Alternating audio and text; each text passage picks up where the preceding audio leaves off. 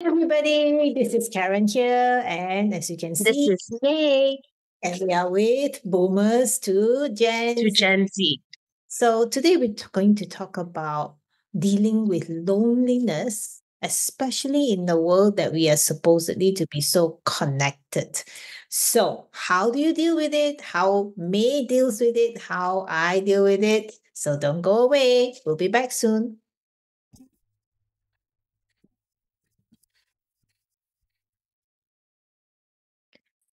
Here you go, May. Okay. Loneliness. I know your life is pretty packed with a little with 1,001 jobs that you do and trying to build your career. So, do you feel lonely? Always. Actually, I feel lonely all the time. I think that loneliness is a topic that's been hitting my head recently, and actually, I decided to then do some research about it. And apparently, over the course of the last 3 years, more and more people are reporting loneliness at a younger age because the connection that we are getting is not the connection that humans need. Like I don't know. When I went to see the doctor because I wasn't well not too long ago, and the doctor did the simplest thing of when he was consulting me, he just put his hand on my arm and he was just feeling me just checking. Then he said, "Oh, you feel you're a lot of water. You're very bloated," and just that simple touch made me feel so cared for and really listened to. Mhm. So, when I was doing the research about it, I realized that actually touch is a really big element in why we feel so lonely now because we don't touch anymore. We don't hug the way we used to. It's always very passing. You don't really hold someone, Yeah. shake a little bit.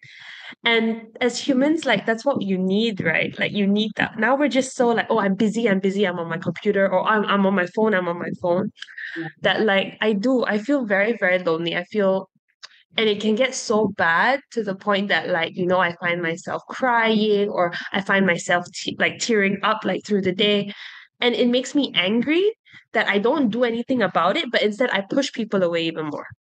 Oh, but it is true that we live in a world where we zoom. Look at this. I mean, we are zooming right now, right? Yeah. And I do blame COVID because Mm. that 24 months of chaos and the world shutting down has made us all to be more disconnected in a world where we are so connected, right? Where Yeah. we yes, we see each other, but we are not seeing each other face to face. We're not touching, as you say. It's not about it's not sexual. We're talking about No. just like a human touch to say, "Hey, I care, I love you," or holding hands, or even connecting uh, over a meal. People are not connecting because they are more engrossed with their phone and whatever it is that they are they're absorbed into, and I suppose that can cause loneliness because uh, it's very strange because I don't grow up with so much of this. Obviously, you do, but when my husband has to work for a long period of time overseas, and I was in Malaysia, I had to. I didn't feel lonely in a strange way because I knew he still loved me. I knew we were connected by the phone calls, we were connected by the daily messages we will make for each other and all those types of things. Um, but yes, I suppose that real sitting in front of a person and looking at that person in the eye and say, "Oh, how are you? How are you doing?" There is that real connection compared to, I mean, even I find that businesses are being done over WhatsApp now. There's Mm. no human phone call even. Yeah. Yeah. So that is a huge disconnect, and I do worry whether, mm, you know, this wave of AI, this wave of technology, is it good? Is it going to make us, mm, like, we are not multifaceted? Then we are just one track, one way. Is That's a concern that I have for the future of human beings. I actually like being young. I'm supposed to be all for like this, like, oh, like flexible work and like the integration of like AI being able to automate so many things for us. But I'm finding it like, okay, like I love to write. I've been writing from a very young age. Like writing was my thing. But now because there's like ChatGPT out there, I noticed that I'm just really good at prompting. Like I just got better at prompting. And it's like this need for like instant. You get things instantly, Yeah. but you don't get the benefit of the doing anymore. Yeah. And like this whole flexible work, like I've been working from home for most of my career actually. And when I compare myself to my peers that are like 35 who've been working like they report to office, there's a different sense of responsibility, accountability that I just feel like I am missing out on so many lessons, so many connections because of how fast forward and fast moving we are now. Yeah, I mean, it is true, and I think, as much as I see the benefit of the work from home, the hybrid and all these things, I Mm, see those benefit, but I also see that there is the benefit. You are going to lose out on human communication, human, um learning how to disagree in a learn to agree to disagree, learning how to have people who have difference of opinion, and learning to accept that, oh, there's no clear right or wrong, and there is that middle ground. And it's very clear now that you see with, which I feel that a lot of society, generally in society, that it's like you have to be one way or the other. Why can't I be in the middle? Maybe I agree with you here, but there are certain things that I don't quite agree, that I feel that this side is more me. Why do we constantly have to be the full white or full black? Do you know what I'm saying? yeah, I do. I do. And Sometimes it's okay to have a gray area. yeah, because sometimes it isn't, because no story is fully black and white. There, Mm, your story is your version, but maybe my version is very different from what I'm seeing. Maybe that's, and imagine if you and I have this argument, but you are we are not able to sit down and actually have that conversation and say, oh, like, maybe if I were to say to you, oh, in my view, because I was brought up like this, and therefore this is how I see things. Maybe then you understand. Oh, yeah, okay, I get it. She is in her 50s. That's what she knows now. Maybe, and then for you to convince me that, hey, the new generation, this is what we are thinking, and mm, maybe we can meet halfway, right? So yeah, I feel that the society doesn't know how to compromise anymore. That's the no. word. Do not know how to Oh, compromise, right? And I look at America right now, where they're very polarized. It's the very extreme. Like, I love Kamala, or I love Donald Trump, and mm, and the problem is, where is that middle ground? Why is it that, wouldn't it be very dangerous, May, if one day Malaysia becomes like that, where I can't help you, or I don't want to help you, just because your political view is different from mine? yeah, no. Let's just say your house burned down. I'm just your neighbor, and I didn't help you because your viewpoint is Barisan. opposing opposing to mine. Yeah.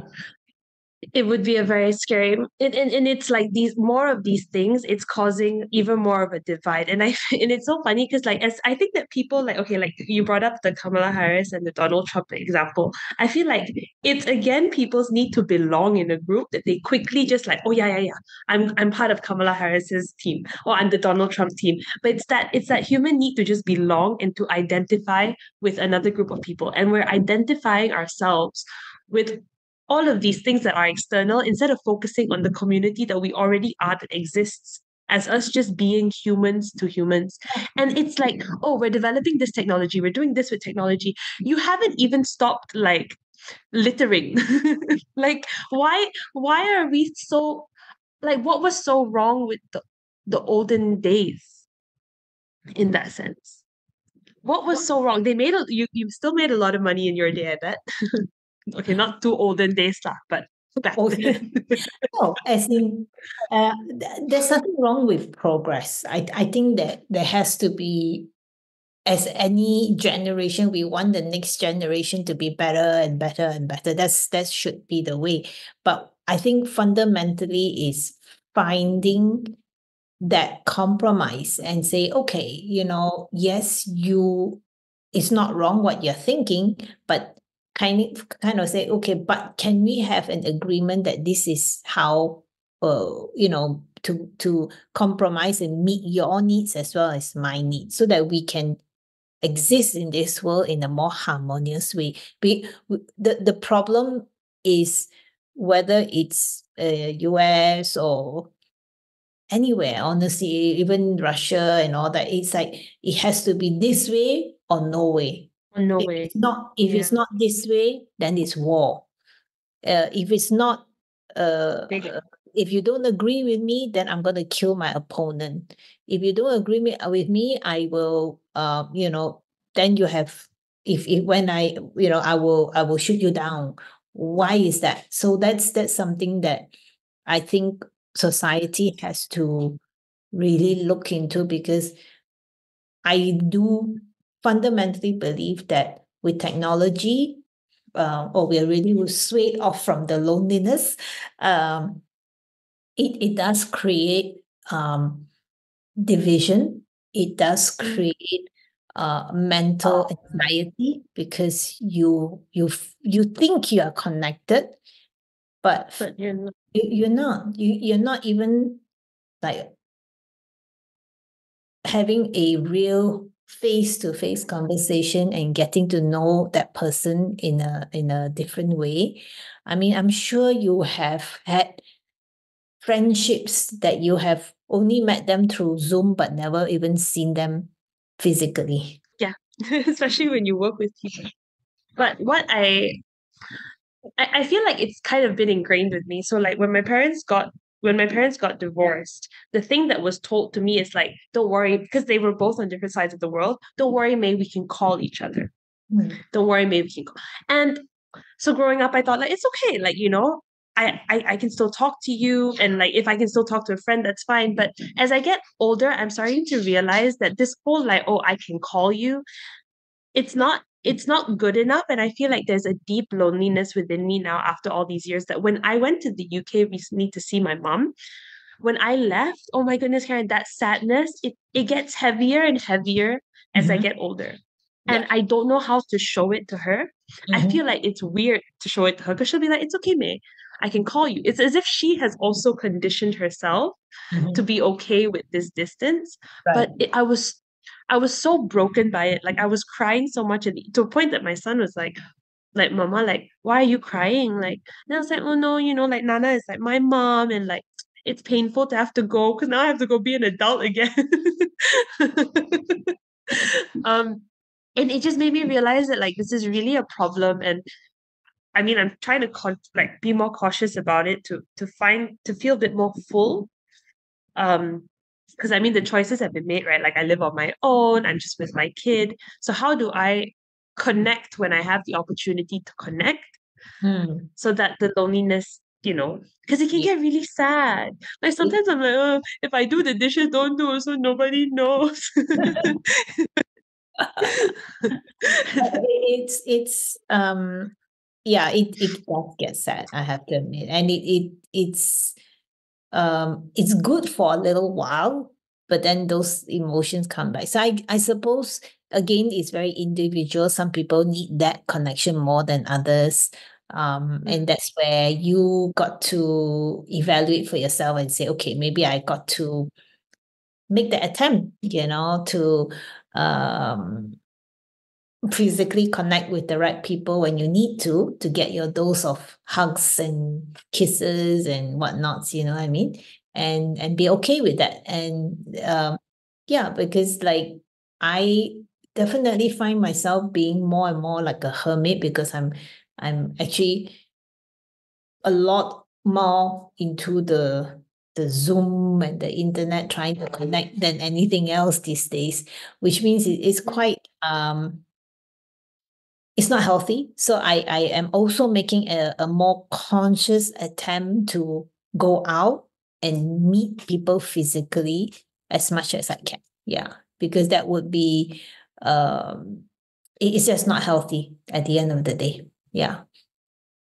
So one of the main reasons why I thought like this would be an interesting topic for us to talk about is because I actually wanted to tell you, Karen, that this year is going to be the third year that Malaysia is recognizing something called active aging.